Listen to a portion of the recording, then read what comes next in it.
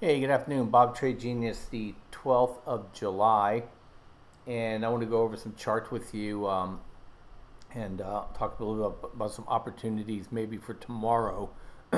But suffice to say, we had another great day today. So, uh, got back in on the miners and shorted volatility and great setup for you. That'll be the last one I'll talk about here in a minute.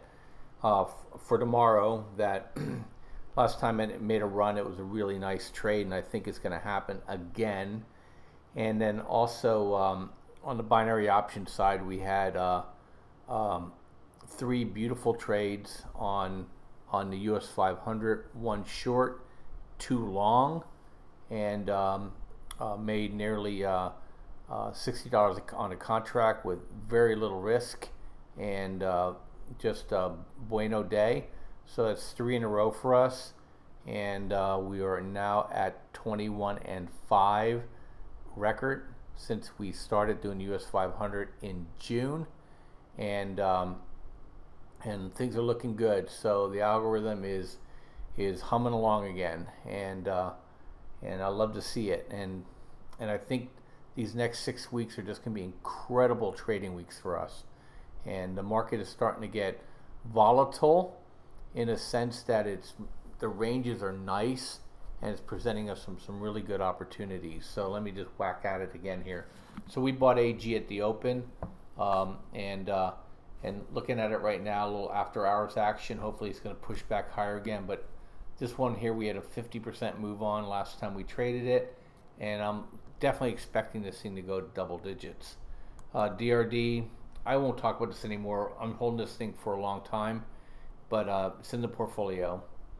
Fold, look, is just quietly creeping higher, and we're in it. We're profitable on this trade again, and now I'm definitely looking at an opportunity for this to break over $17. So 17.50 area is that last high, and I think it's going to try to go up there and at least double top it, and that's what I'm playing for right now for Fold.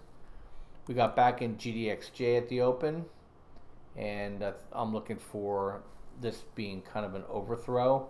They use the news a lot of times to create liquidity for positioning themselves and getting rid of people who had close stops, and I think it's ready to roll. SILJ, we missed our brush of death with the stop, and it drifted a little bit higher today. And again, I think if the silver miners start to move, SILJ will move with it. Silver was way overdone yesterday, nice little bounce. Whenever you get between 1450, 1480 on silver, you can buy it, and until it breaks anywhere between 1575 and 16, you can sell it. And just keep playing this range until JP Morgan figures they have enough and they want to start liquidating it and making some money. SPY had a nice move today. It gapped up. Most of the first minutes were pushing it up, and so I didn't really go long calls. What I did was I shorted volatility instead with the banks tomorrow, so I didn't want to just be hopping and bopping on this thing. So we'll see. 2800 kind of stopped the trade on ES, and I think they're waiting to see what the banks do, but I'm pretty convinced now that it's going to make a run to 282, and we'll just have to wait and see what the banks do tomorrow. It's coming next week. A lot of people are thinking starting Monday the QT will start taking over again, and but it's also options expiration week, and so it could drift into the later part of the week. But the back half of the month will definitely be more on the bearish side.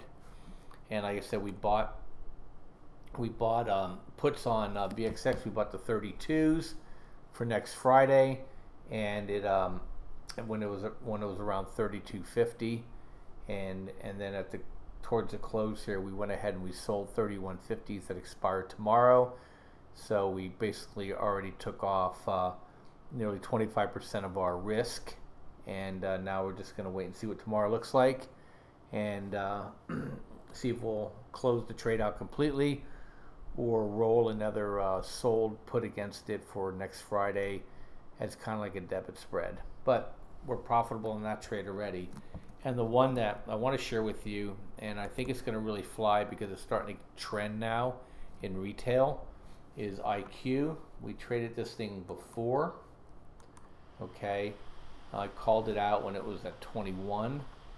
Okay, down here. Okay, I sold it at 29, but I told people it's still a good trade. This is when the trade was to be expired, and then it drifted down, and I wanted to wait because I wasn't sure what's going to happen with China and emerging markets and the dollar and all this stuff. I didn't want to keep trying to bottom tick this thing. I wanted to get back up above its moving average and moving VWAP. We got the moving averages coming our way now. It's starting to climb back up. So tomorrow, unless this thing pushes down, I'm apt to buy it. And now the resistance areas are at 38, and then all-time highs. And I think there's a lot of Momo people that are going to be chasing this thing that I think will have a chance to take it up to the highs. So I'm going to jump in, and I'm going to trade this with call options, and I'll probably buy the 36s. I just don't know what expiration I'm going to pick yet. I just have to wait and see what it looks like in the morning. But I thought I'd share that with you.